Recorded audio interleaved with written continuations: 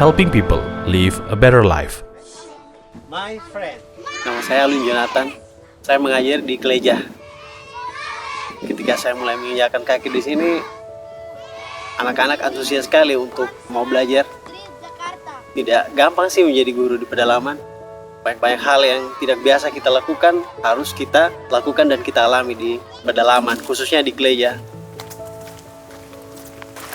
Pada umumnya di daerah pedalaman sih biasanya yang kita tahu sinyal susah, tidak ada listrik. Ya, di Keleja pun demikian. Jadi kalau biasa mau ngecas HP, saya biasanya pergi ke rumah warga yang mereka tinggalnya di kecamatan. Karena listriknya biasa cuma di daerah kecamatan, jadi saya biasa berjalan kaki untuk pergi mengecas HP di rumah warga. Dan sinyal pun ya seperti kita tahu kalau di pedalaman sinyal susah, jadi saya biasa cari sinyal di bukit-bukit. Di luar jam sekolah, biasanya pada sore hari kami ada bimbel. Bimbel, kami biasanya bermain bola. Setelah itu baru kami pergi mandi di sungai. Anak-anak di sini mempunyai bakat-bakat luar biasa. Mereka senang berolahraga, menari, menyanyi. Mereka semua sebenarnya bisa, tapi karena keterbatasan fasilitas, terus tenaga guru, keadaan di sekolah yang membuat mereka malas belajar dan yang lain sebagainya. Dari situ membuat saya lebih terpacu dan termotivasi lagi untuk mengajar di Keleja. Pokoknya ya, kalau kita berusaha menggali potensi mereka dengan semangat yang kita punya, ilmu yang kita punya, saya percaya bahwa anak-anak di pedalaman mampu untuk bersaing di kota maupun untuk kehidupan mereka yang lebih baik ke depannya.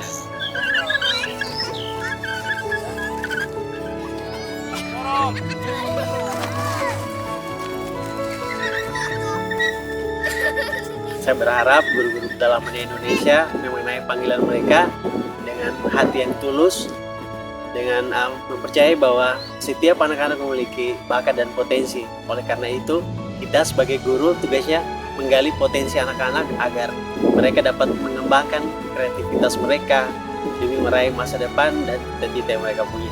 Terima kasih untuk Taman Pengharapan yang sudah memberikan saya kesempatan untuk mengabdi dan mengajar di Keleja.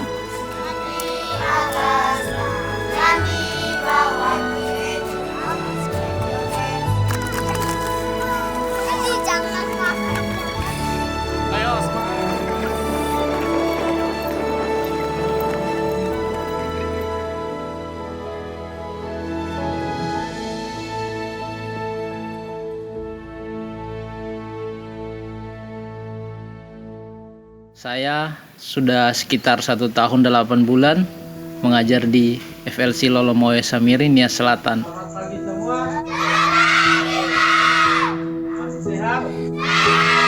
Kalau di sekolah, anak-anak saling panggil Pak Bere.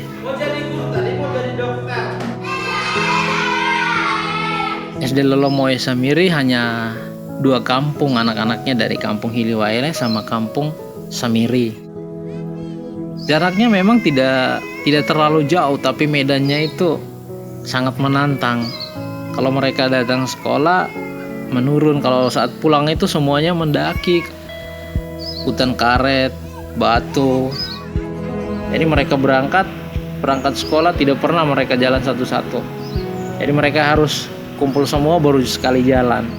Jam 7 lewat 5 atau hampir jam 7 mereka sudah berteriak dari belakang hutan sampai di depan, "Ya oh Bu Pak, selamat pagi Pak." Jadi perjuangan mereka itu sangat luar biasa. Karena memang ini satu sekolah yang sangat alternatif bagi mereka. Ketimbang mereka ke kecamatan, 1 jam lebih mereka jalan kaki. Jadi ini sekolah alternatif, mau tidak mau mereka harus di sini. Kalau saat musim hujan, sungai banjir, anak-anak tidak sekolah. Kadang mereka sudah di sekolah, saat mau turun hujan, kami suruh pulang. Kami tidak mau ambil resiko. Kalau sudah pas lonceng pulang, sementara hujan, kalau mereka pulang banjir, kalau mungkin ada anak yang berani menyeberang dan dibawa arus sungai, kan kami tidak tahu Sementara dia di sekolah, orang tuanya tidak tahu, jadi kami tidak mau ambil resiko. Pas mau hujan, kami suruh mereka pulang, kami antar mereka ke sungai untuk mereka menyeberang. Saya senang dengan mereka mau punya niat untuk belajar meskipun jauh dari garis kemiskinan, tapi niat mereka sangat bagus. Meskipun mereka hanya pisang rebus yang mereka makan, tapi niat mereka, antusias mereka untuk belajar meskipun jauh, meskipun medannya sangat susah, semangat mereka tidak pernah hilang untuk bersekolah. Meskipun mereka harus jalan jauh, apapun yang terjadi mereka tetap datang. Itu yang saya senang dari mereka.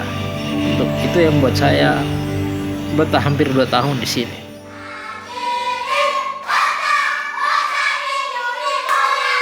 Kalau di sini tantangan yang berat untuk dalam hal mengajar bahasa, karena kami mengajar pakai bahasa Indonesia sementara anak-anak tidak tahu bahasa Indonesia, mereka lebih ke bahasa daerah. Nah, itu yang buat kami agak susah.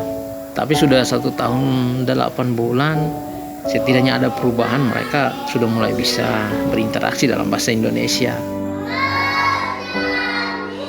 Kita berbagi dengan apa yang kita punya, tidak dengan harta yang melimpah, itu lebih berharga. Sedikit apapun yang kita kasih kepada mereka sangat bermanfaat bagi masa depan mereka yang akan datang.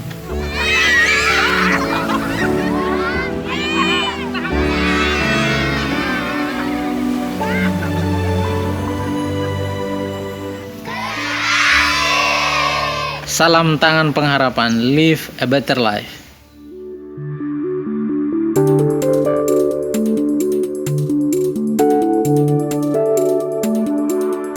Tanah Timor NTT merupakan tanah batuan dan gersang, menyebabkan sulit untuk ditanami. Masyarakat NTT yang mayoritas adalah petani, sulit untuk bisa memenuhi kebutuhan sehari-harinya. Tahun 2016, Tangan Pengharapan mendirikan pusat pelatihan untuk masyarakat Timor di Penfui Timur, Kabupaten Kupang. Masyarakat dari berbagai desa di sekitar Pulau Timor ini dilatih untuk bisa bertani, beternak, dan mengelola sumber daya alam yang ada. Selama seminggu, perwakilan dari desa-desa dilatih dan dibekali dengan ilmu serta membawa pulang bibit dan alat pertanian. Kemudian, staf Life Training Center Tangan Pengharapan akan mulai mengunjungi para petani ini secara bergilir ke desa mereka untuk mendampingi mereka di kebun mereka masing-masing. Esrom Maikase, seorang petani dari Desa Tobu, Kecamatan Tobu, Timur Tengah Selatan, NTT, menjadi peserta pelatihan batch 10 tahun 2017 di Life Training Center Tangan Pengharapan di Kupang, NTT. Waktu itu tahun 2017 kami ikut pelatihan di Kupang itu. Waktu itu kan saya kerja biasa-biasa. Tapi ketika yang saya ikut pelatihan di Kupang, pulang datang, mulai tahun 2018 itu saya mulai kerja sedikit. Tapi sebentar ada hasil. Jadi sebentar itu saya jadikan satu bukti ada. Bersama saudaranya, dia menanam sayur kol sebanyak 2.000 pohon di lahan belakang rumahnya, yang diolah persis seperti yang dipelajarinya di Life Training Center. Hasil panen inilah yang menjadi bukti nyata keberhasilan Esrom di desanya. Nah, dari 2.000 pohon kol ini menghasilkan uangnya begitu lumayan banyak. Waktu itu dapat sekitar 3-4 juta untuk 1 kali panen. Yaitu kan kol itu 3 bulan lebih panennya.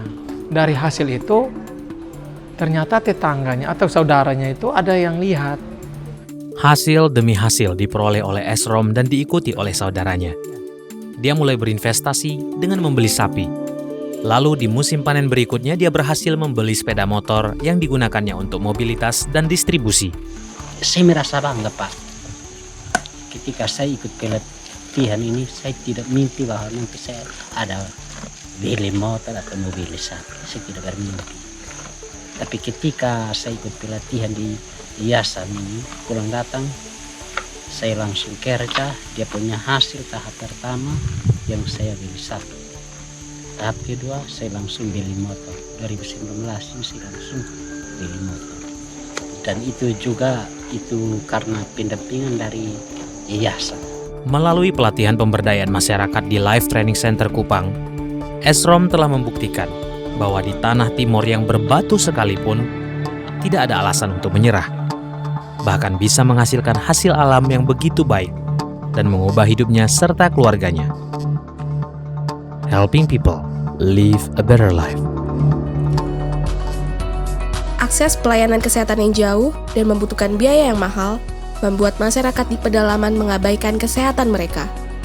Untuk itu, Tangan Pengharapan hadir melalui program mobile klinik, memberikan pengobatan gratis, dan menjangkau desa tertinggal yang jauh dari puskesmas atau rumah sakit. Hari ini kami melayani sekitar 250-an orang yang terbagi dari orang tua, orang dewasa, anak-anak, dan juga para remaja, di mana penyakit yang paling banyak kami temui itu adalah orang tua yang mengeluh nyeri lutut, nyeri pinggang, ada juga yang menderita darah tinggi dan penyakit kulit lainnya. Penyuluhan langsung yang diberikan oleh dokter membuat mereka kini menjadi lebih sadar akan pentingnya kesehatan. Terima kasih kepada para partner dan donatur yang telah mendukung berjalannya program mobile klinik. Helping people live a better life. Ikuti Daily Devotion setiap hari Senin hingga Sabtu jam 6 pagi bersama Henny Kristianus dan jam 7 pagi waktu Indonesia Barat bersama Yohanes Kristianus di YouTube Yohanes Kristianus dan YouTube Henny Kristianus atau di Spotify Impact Community. Mari bergabung dalam program Pray, Sharing, and Answer di live Instagram Yohanes Kristianus setiap hari Rabu jam tengah 9 malam waktu Indonesia Barat dengan topik Couples and Families, dan live Instagram Henny Kristianus setiap hari Sabtu jam tengah 9 malam waktu Indonesia Barat dengan topik Young Adults. Kedua acara ini juga bisa disaksikan di YouTube channel Impact Community. Kami membuka pelayanan doa dan konseling melalui email impactcommunity.id@gmail.com dan nomor 0811 977 7745 khusus untuk WA Chat. Terhitung mulai tanggal 3 Mei 2020, jadwal ibadah online Impact Community hari Minggu sore akan berubah jam tayang. Dari pukul 4 sore berubah menjadi pukul 1 siang waktu Indonesia Barat.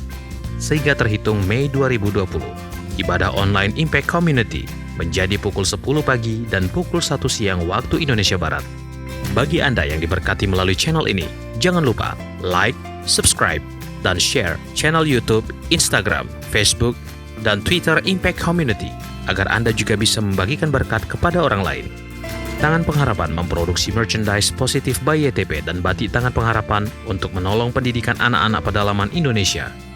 Pembelian dapat dilakukan di online store Tangan Pengharapan, di Tokopedia, Shopee, dan WhatsApp merchandise Tangan Pengharapan di 0813 1100 5568. Bagi Bapak Ibu Saudara yang diberkati Impact Community, ingin memberikan persembahan atau donasi, dapat disalurkan ke rekening Bank Yayasan Tangan Pengharapan atau QR Code BCA Mobile, GoPay, OVO, Dana, Shopee, dan link aja.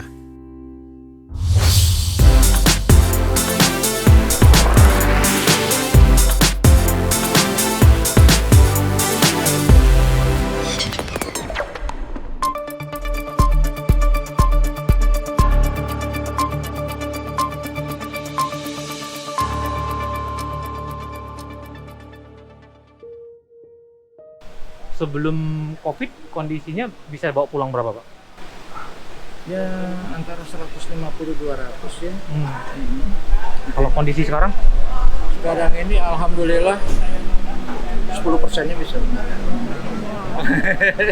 Kayak 15.000, 20.000 gitu. Ya. Dengan pasrah dan hati yang hancur, driver ini menceritakan betapa sulitnya yang ia hadapi akibat pemberlakuan social distancing di DKI Jakarta. 20 hingga 30 ribu yang bisa ia dapatkan setiap hari sangatlah jauh dari kata cukup untuk diberikan kepada istri dan anak-anaknya. Pedagang kecil pun termasuk kategori yang paling merasakan dampak langsung dari situasi ini. Diliburkannya kegiatan sekolah, perkantoran, dan melarang warga berkerumun membuat pedagang-pedagang ini harus kehilangan sumber utama pendapatannya.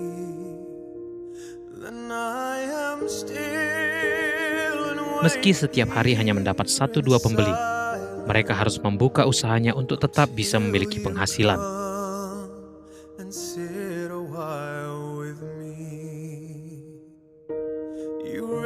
Di luar mati kami corona, di rumah kami mati kelaparan, Pak. Kita sama mati-mati juga, karena gak kasihan sama kami.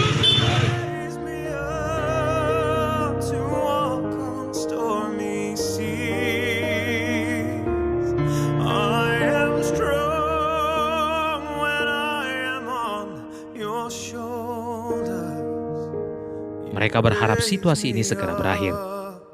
To more than I can be.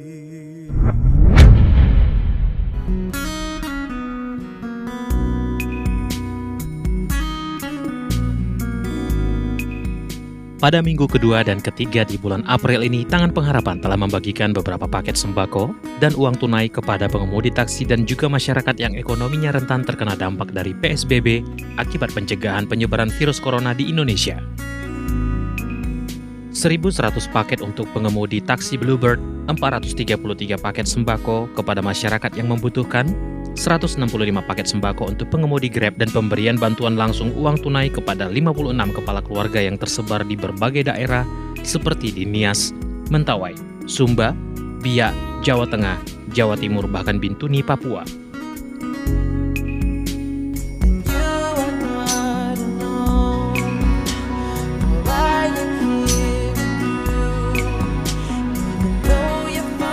Terima kasih kepada setiap partners dan donatur yang telah membantu saudara-saudara kita yang membutuhkan. Bagi Bapak Ibu Saudara yang ingin ikut serta, membantu dan memberikan donasi peduli sesama dapat mengirimkan melalui rekening BCA, BNI, Mandiri, dan juga QR Code GoPay dan OVO atas nama Yayasan Tangan Pengharapan dengan mencantumkan keterangan transfer peduli sesama, dan mohon kirimkan bukti transfer ke call center kami melalui nomor WA 0811 977 7745. Selamat bergabung dalam ibadah Impact Community pada tanggal 26 April 2020. Kami senang sekali kembali menyambut Bapak Ibu. Ibadah akan segera dimulai. Saya encourage untuk anggota keluarga yang masih ada di kamar bisa diundang ikut beribadah bersama-sama dengan kita. Dan sementara pujian penyembahan dinaikkan, kita encourage untuk kita semua bisa ikut menyembah dan bernyanyi karena ada kuasa dalam pujian penyembahan. Dan sementara firman Tuhan dibagikan, saya juga encourage untuk kita bisa mencatat karena setelah firman Tuhan selesai, kita bisa melakukannya dengan lebih baik lagi. So, enjoy the service. Sungguh Yesus, kami bersyukur punya Allah seperti-Mu, dan biarlah segala pujian, segala syukur kami naikkan hanya kepadamu Tuhan.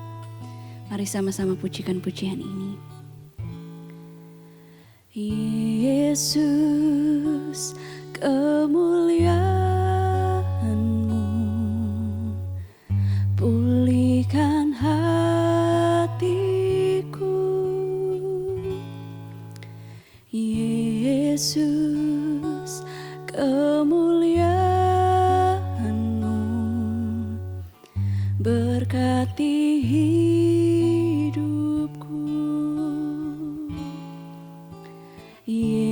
Yesus, kemuliaan-Mu pulihkan hatiku.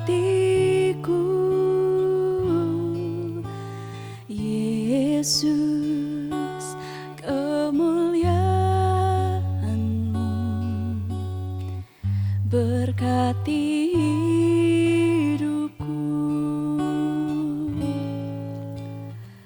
segala pujian syukur bagi-Mu.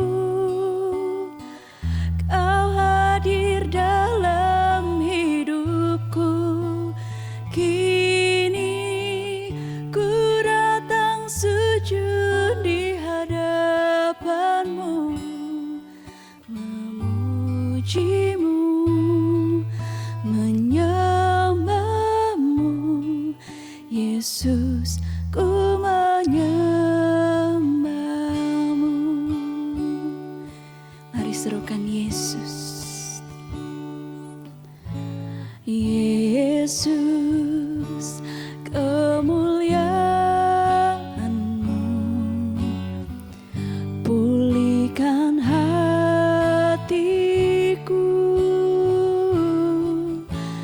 Yesus, kemuliaan-Mu berkati hidupku. Segala pujian syukur bagi-Mu. Kau hadir dalam hidupku.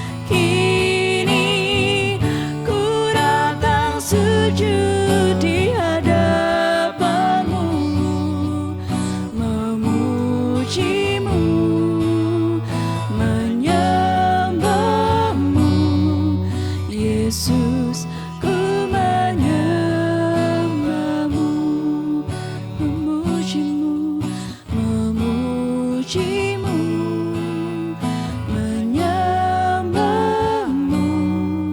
Yesus, ku menyembahmu,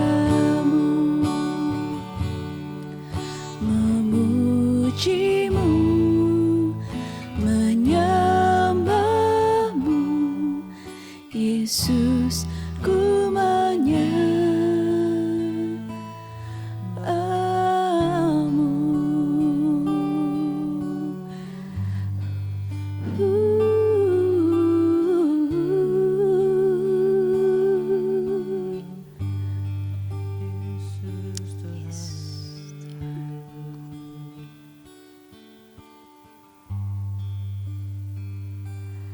Allahku kan memenuhi keperluanku menurut kekayaan dan kemuliaannya. Allahku kan mencukupi kebutuhanku di dalam Yesus Tuhan. Allahku kan memenuhi keperluanku menurut kekayaan dan kemuliaannya. Allahku kan mencukupi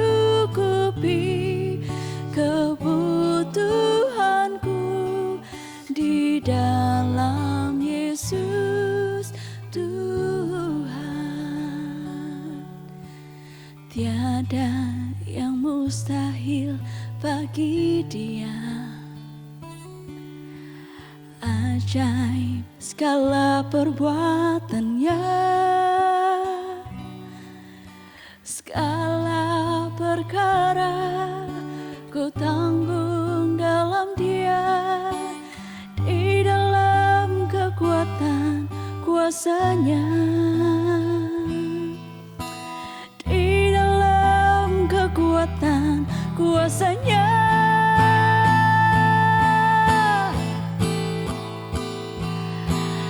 Allahku kan memenuhi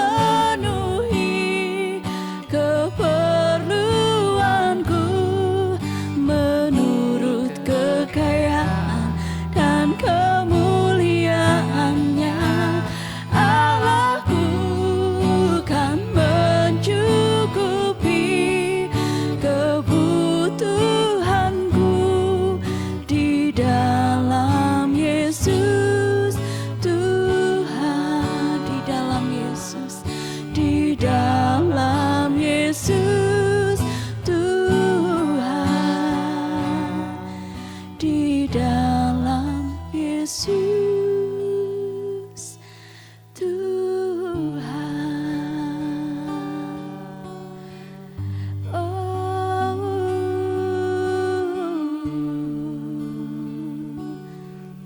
Terima kasih Yesus. Sebelum masuk pada firman Tuhan, mari kita berdoa. Bapa di sorga, kami bersyukur kalau kami masih boleh mendengar firman-Mu. Bapa berdoa supaya kiranya Engkau memberikan kepada setiap kami roh hikmat dan wahyu, supaya kami boleh memahami firman-Mu dengan bahasa yang mudah kami mengerti, supaya kami bisa melakukannya dalam hidup kami.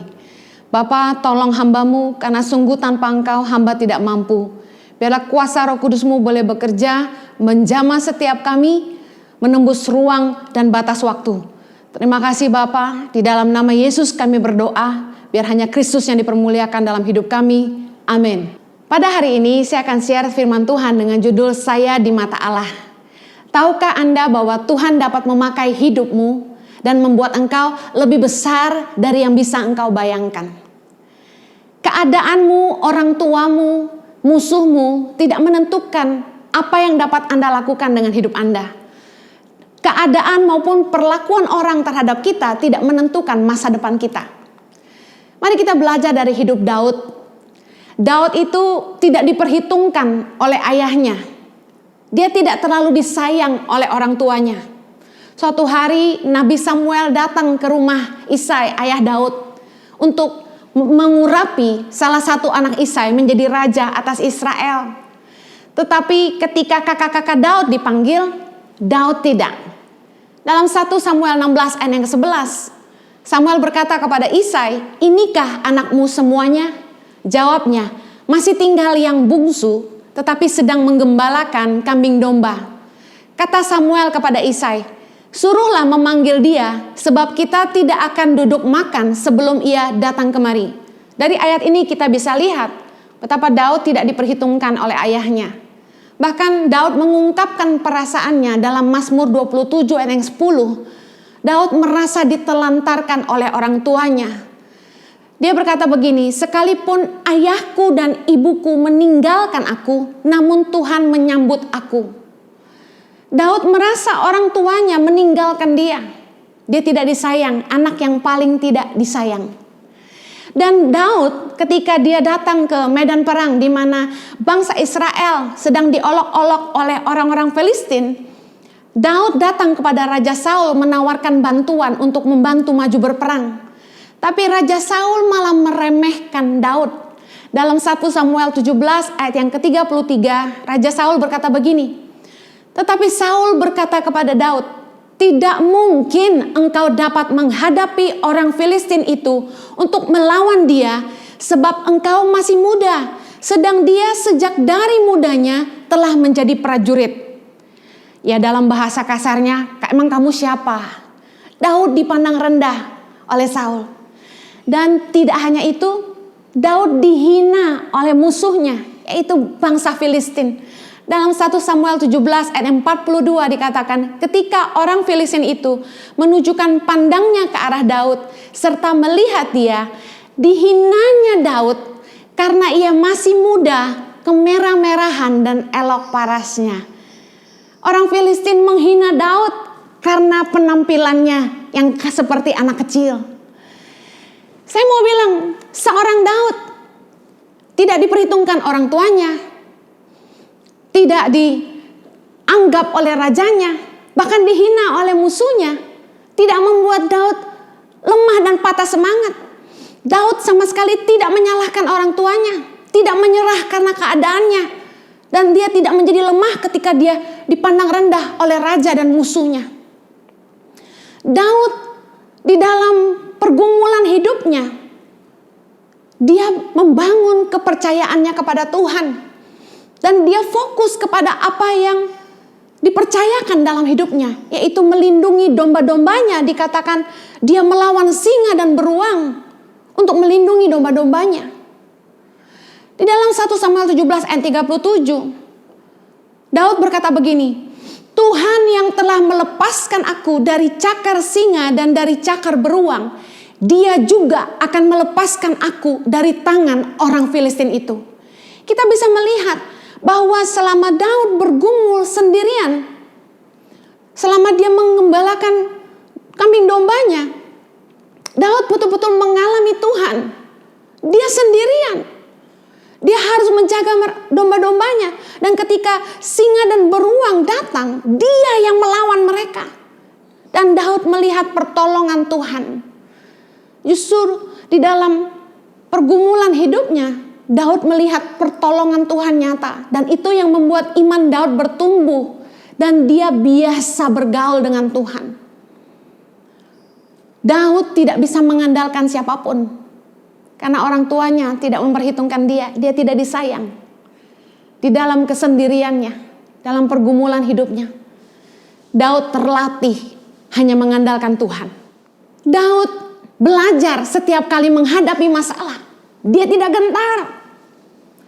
Di dalam Mazmur 144 ayat yang pertama, Daud berkata begini, "Terpujilah Tuhan gunung batuku, yang mengajar tanganku untuk bertempur dan jari-jariku untuk berperang." Daud itu tidak lari ketika menghadapi masalah, tapi Daud menghadapinya. Dia percaya dengan pertolongan Tuhan, dia bisa menang, melawan singa dan beruang. Tahukah Anda bahwa semakin banyak masalah yang bisa kita selesaikan, dan semakin besar musuh yang bisa kita kalahkan, semakin cakap kita menghadapi persoalan.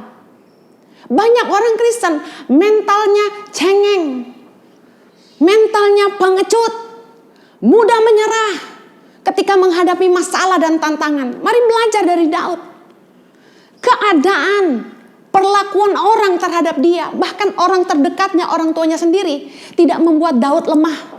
Tapi justru Daud bangkit dan menaruh kepercayaannya kepada Tuhan. Saya mau katakan, anak-anak muda, kita nggak bisa pilih siapa orang tua kita.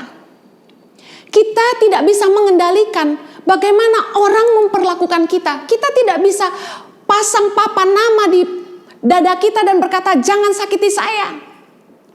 Kita tidak bisa menghentikan badai yang menerpa hidup kita.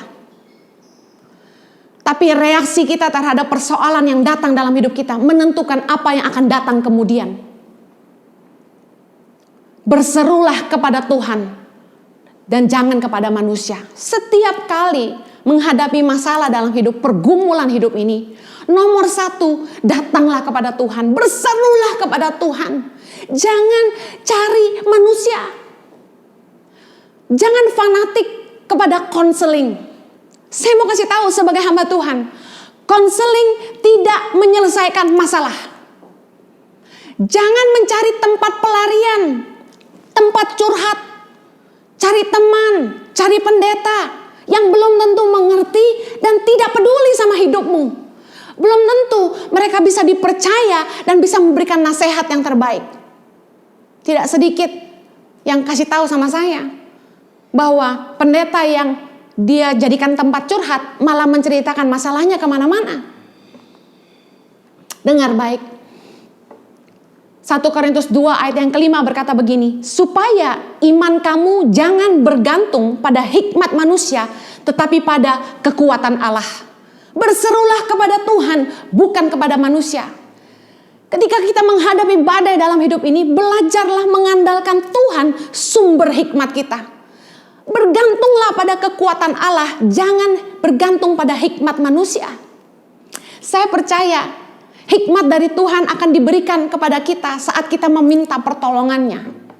Because God knows best. Proses hidup yang Tuhan izinkan terjadi dalam hidup kita adalah cara Tuhan untuk mempersiapkan kita untuk tujuannya yang besar.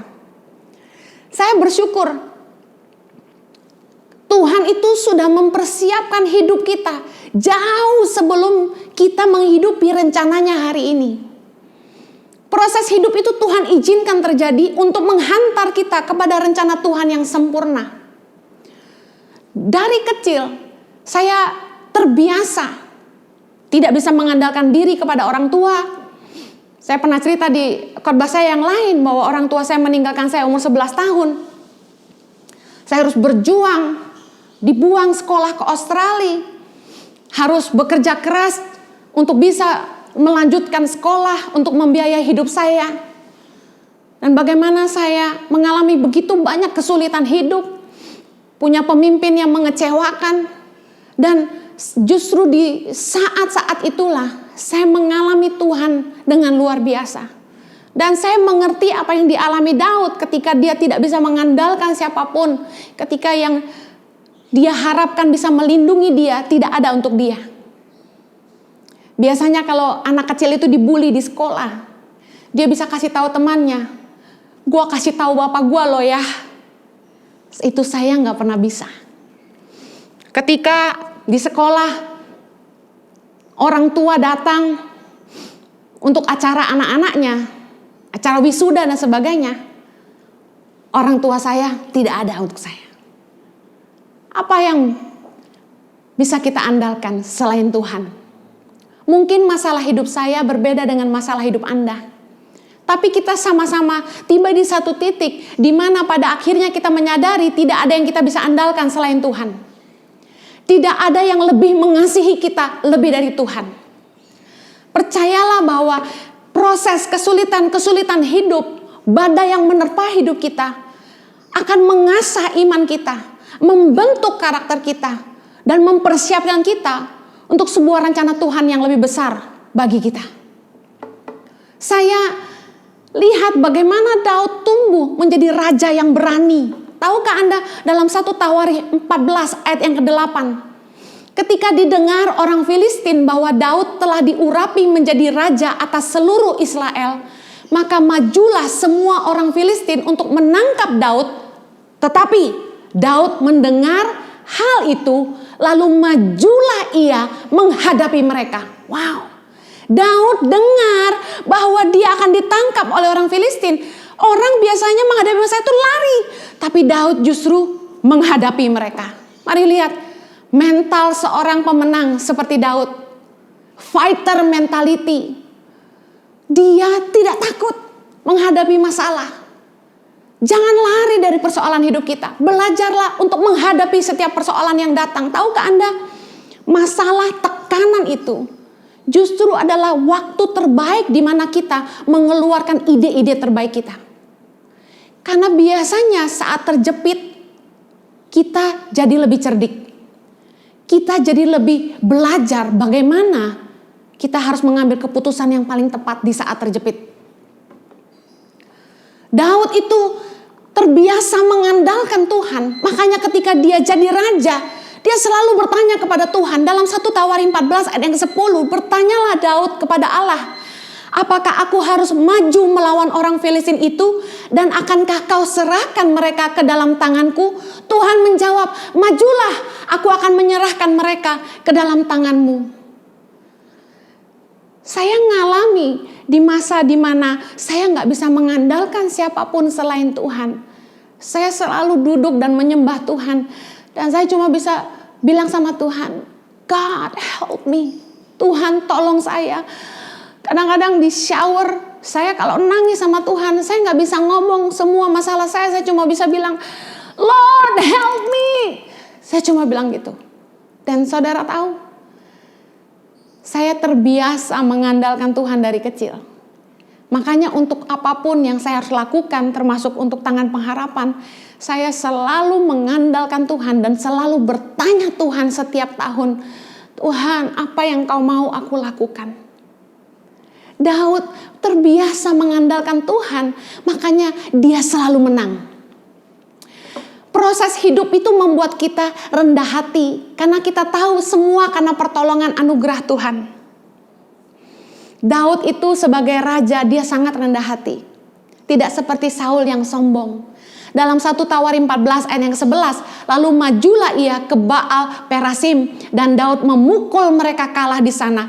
Berkatalah Daud, Allah telah menerobos musuhku dengan perantaraanku seperti air menerobos. Sebab itu mereka menamakan tempat itu Baal Perasim. Daud tidak bilang, karena aku kuat, karena aku hebat, aku menang. Tetapi Daud berkata, Allah telah menerobos musuhku dengan perantaraanku seperti air menerobos. Orang yang mengalami proses hidup yang keras dan melihat tangan Tuhan yang menolong hidupnya, nggak akan berani sombong. Karena dia tahu tanpa Tuhan nggak mungkin. Makanya saya juga nggak berani sekali-kali ngomong karena saya Tangan Pengharapan bisa. Karena dijauhkanlah kiranya dari saya mengatakan hal itu. Karena saya sampai hari ini dengan sesadar-sadarnya yakin kalau saya bisa dipercaya Tuhan kasih makan 5.000 anak Indonesia, mengirim ratusan guru ke seluruh tanah air, ke pelosok-pelosok Indonesia, membangun sekolah, mengobati pasien sakit di Nusa Tenggara Timur setiap bulan, dan lain sebagainya. Itu bukan karena saya dan Jojo, tapi semuanya karena Tuhan. Mana mungkin seorang pembicara kecil seperti saya mau kasih makan 5.000 anak? Nggak mungkin. Bahkan untuk hidup saya sendiri, bayangkan selama wabah COVID-19, saya dan suami tidak bisa melayani kemana-mana. Bagaimana kami hidup sementara dari situlah selama ini Tuhan menghidupi kami. Tapi betapa Tuhan memelihara hidup saya dan keluarga. Tuhan menggerakkan beberapa orang untuk menolong kami setiap bulan untuk survive. Betapa Tuhan kita hebat. Jangan pernah sekali-kali bilang karena saya. Tapi katakanlah seperti ini, tanpa Tuhan tidak akan bisa. I am nothing without you, Lord. Saya bukan siapa-siapa tanpa Tuhan. Tanpa kasih karunia-Nya, siapa kita? Tuhan bisa memakai hidupmu dan membuat engkau lebih besar dari apa yang engkau sanggup pikirkan. Dalam 1 Korintus 1 ayat yang ke-27 dikatakan begini, tetapi apa yang bodoh bagi dunia dipilih Allah untuk memalukan orang-orang yang berhikmat. Dan apa yang lemah bagi dunia dipilih Allah untuk memalukan apa yang kuat. Apa yang bodoh bagi dunia dipilih Allah untuk memalukan orang-orang yang berhikmat. Apa yang lemah bagi dunia dipilih Allah untuk memalukan apa yang kuat. Kalau hari ini Anda merasa Anda kurang pintar, kurang hikmat. Kalau hari ini Anda merasa Anda biasa-biasa aja, Anda nggak bisa apa-apa. Kalau Anda hari ini merasa bahwa Anda lemah, Anda nggak punya apa-apa, dengar baik. Tuhan itu senang memakai orang yang bodoh bagi dunia. Dan Tuhan itu senang pakai orang-orang yang dianggap lemah sama dunia. Siapa kita di mata Allah jauh lebih penting dari penilaian orang terhadap kita. Dulu waktu saya masih sangat muda, saya sering sekali dihina sama keluarga, dihina sama sepupu, dihina sama teman-teman, dihina sama orang-orang yang saya kenal. Apa yang mau diandalkan dari seorang anak yang besar tanpa orang tua? Apa yang mau diandalkan dari seorang anak yang gak punya apa-apa? Saya masih ingat setiap minggu saya harus jualan kue selesai ibadah gereja. Saya mau kasih tahu, kalau hari ini Tuhan bisa mengizinkan saya dan cucu menolong begitu banyak anak-anak, menyekolahkan mereka, semua karena kemurahan Tuhan. Kita bukan siapa-siapa, tapi kalau kita percaya bahwa Tuhan mengasihi kita dan Dia punya rencana yang luar biasa buat hidup kita, Tuhan sanggup memakai kita jauh lebih besar dari apa yang kita sanggup pikirkan maupun doakan. Bersama Tuhan kita bisa. Jangan pernah menyalahkan orang lain untuk keadaanmu hari ini. Jangan punya victim mentality. Daud tidak menyalahkan orang tuanya yang menelantarkan dia. Daud fokus kepada apa yang dia harus kerjakan, yaitu melindungi domba-dombanya. Dia mau melakukan yang terbaik yang dia bisa. Dan lihat, Daud justru mengalami Tuhan karena kesendiriannya. Bersyukurlah untuk apapun yang terjadi dalam hidup kita. Nggak ada yang kebetulan. Tuhan izinkan terjadi supaya kita sendirian dengan Tuhan dan iman kita bertumbuh karena kita mengalami Tuhan. Jangan pernah menyerah sama keadaan. Meskipun keadaan kayaknya nggak mungkin. Saya dulu mau sekolah aja susah. Nyicil-nyicil uang sekolah sampai satu hari nggak punya uang cukup buat bayar uang sekolah. Saya pernah share di khotbah saya yang lain bagaimana saya sampai harus berhutang sama gereja $250 Australia untuk bisa bayar sekolah saya kalau nggak saya dipulangkan. Kekhawatiran saya kalau dipulangkan adalah saya nggak tahu saya harus pulang kemana, karena saya nggak tahu orang tua saya di mana. Belajarlah bertanggung jawab atas hidupmu sendiri. Jangan salahin orang lain, jangan salahin keadaan, jangan menyerah. Bertanggung jawablah atas hidupmu sendiri. Life is not easy, so what? Fight, bangkit, berjuang. Jangan doyan konseling. Saya mau kasih tahu, untuk jadi qualified counselor, orang tuh perlu sekolah, perlu punya pengalaman. Kita datang ke teman curhat-curhat, belum tentu pendapatnya itu tepat. Kita datang sama pendeta cerita masalah kita, belum tentu dia peduli juga sama kita. Dan bagaimana keadaan orang-orang yang kita jadikan tempat curhat waktu mereka memberikan nasihat? Jangan-jangan mereka juga lagi galau. Tempat cerita yang terbaik adalah Tuhan. Larilah sama Tuhan. Karena Tuhan tuh sumber hikmat.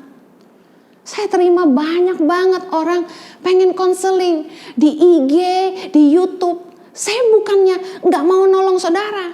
Begitu banyak konseling yang masuk. Saya ingin melatih anak-anak muda. Ayo ngandalin Tuhan. Mari setiap anak-anak Tuhan, jangan menyerah sama keadaan. Datang sama Tuhan, minta hikmat Tuhan, apa yang harus engkau lakukan. Di masa-masa ini, harusnya keadaan di mana kita terjepit ini membuat kita jadi lebih dekat sama Tuhan, ngandelin Tuhan, dan kita jadi lebih kreatif untuk mengerjakan hal-hal yang sebelumnya belum pernah kita lakukan. Dan bagaimana kita mengantisipasi keadaan ini yang mungkin bisa terjadi lagi satu hari nanti. Tapi bukankah ada hal-hal baik dengan keadaan yang kita alami hari ini, di mana orang tua fokus kepada anak-anaknya, mesbah keluarga kembali dibangun, dan kita kembali kepada esensi kehidupan yang sebenarnya, bahwa harta kita, semua kemewahan yang kita miliki jadi tidak ada artinya. Tapi kebersamaan bersama keluarga, asal cukup makan, cukup pakai, dan kita sehat, itu sudah luar biasa. Jangan menyerah sama keadaanmu, selalu mengucap syukurlah. Percayalah, siapa engkau di mata Allah jauh lebih penting daripada pendapat orang lain. Bahwa Tuhan bisa memakai hidupmu jauh lebih hebat, jauh lebih besar dari apa yang engkau pernah bayangkan. Mari kita berdoa. Kiranya kasih karunia-Mu ya Tuhan, menolong kami, memampukan kami untuk bangkit dari keterpurukan. Berikan hikmat kepada setiap kami. Di saat-saat kami tidak berdaya, kami hanya bisa mengandalkan Tuhan. Berbicaralah buat kami. Biarlah roh hikmat dan wahyu Engkau berikan kepada kami. Supaya kami boleh mengerti apa yang harus kami buat dalam hidup kami. Bapa, hamba-Mu berdoa berikan kekuatan kepada setiap kami. Dan biarlah masa-masa di mana kami menghadapi badai kehidupan, kami boleh mengalami Tuhan. Karena pengalaman iman dengan Tuhan tidak tergantikan. Terpujilah nama-Mu dalam hidup kami. Pakai hidup setiap anak-anak muda dan setiap orang yang menonton khotbah ini Tuhan. Di dalam nama Yesus kami berdoa. Bapa, kami bersyukur untuk kebenaran firman-Mu yang telah menginspirasi dan memberkati. Biar setiap benih yang kami terima kembali dengan sia-sia, menghasilkan perubahan yang dahsyat dalam kehidupan kami. Saat ini kami membawa doa kami kepada Tuhan, bahwa setiap umat-Mu yang mengalami sakit penyakit, Engkau boleh datang menyembuhkan. Kau tabib segala tabib, Kau dokter segala dokter. Datanglah kerajaan-Mu, jadilah kehendak-Mu, memulihkan keadaan setiap kami. Juga kami berdoa buat umat-Mu yang sedang mengalami musibah, di mana kami tidak lagi ada pemasukan karena kehilangan pekerjaan ataupun bisnis kami gak jalan. Tuhan bantu, Tuhan tolong berikan hikmat apa yang harus kami lakukan hari-hari ini. Pasti ada inovasi baru di mana Tuhan tidak akan pernah biarkan kami dalam keadaan berkekurangan. Pemeliharaan-Mu sungguh nyata dalam kehidupan kami hari-hari ini. Terbukti bahwa Tuhan kami adalah Tuhan yang hidup. Kami berdoa buat pemerintah kami supaya Tuhan beri hikmat apa yang harus dikerjakan dalam hari-hari ini. Membuat negara kami makin kondusif dari coronavirus, serta juga perubahan ekonomi yang semakin lebih baik lagi.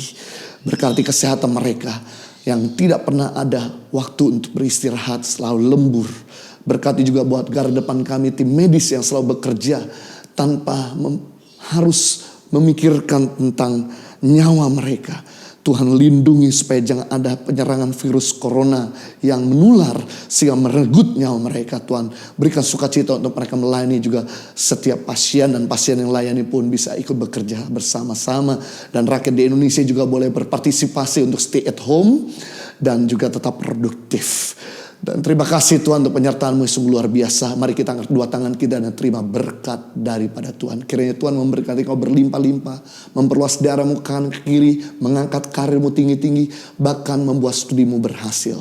Dan kiranya Tuhan melindungi kau dari segala malapetaka, sakit, penyakit, dan mara bahaya. Bahkan sekalipun virus corona tidak akan pernah mengenai, dan bahkan Tuhan memagari hidupmu. Dan kiranya berkat yang ada di bawah bumi, muka bumi, bahkan di atas bumi ini tercurah melimpah-limpah dalam hidupmu. Sehingga hidupmu bukan sekedar diberkati, tapi jadi berkat buat banyak orang. Hamba memateraikan dengan firman kasih karunia-Mu di dalam nama Tuhan Yesus Kristus. Setiap kita yang sudah diberkati, sama-sama kita katakan amin. Puji Tuhan, terima kasih sudah menyaksikan ibadah online Impact Community. Mulai minggu depan pada tanggal 3 Mei 2020, ibadah jam 4 sore berubah menjadi jam 13 waktu Indonesia bagian Barat. Jadi mulai minggu depan ibadah kita jam 10 pagi, dan jam 1 siang.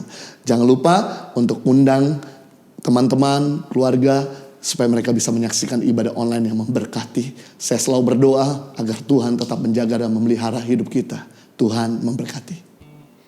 Allah sumber kuatku, Allah sumber kuatku, Allah sumber kuatku dan bagianku selamanya. Oh, Allah sumber kuatku, Allah sumber kuatku, Allah sumber kuatku dan bagianku selamanya, selamanya, oh, oh, selamanya.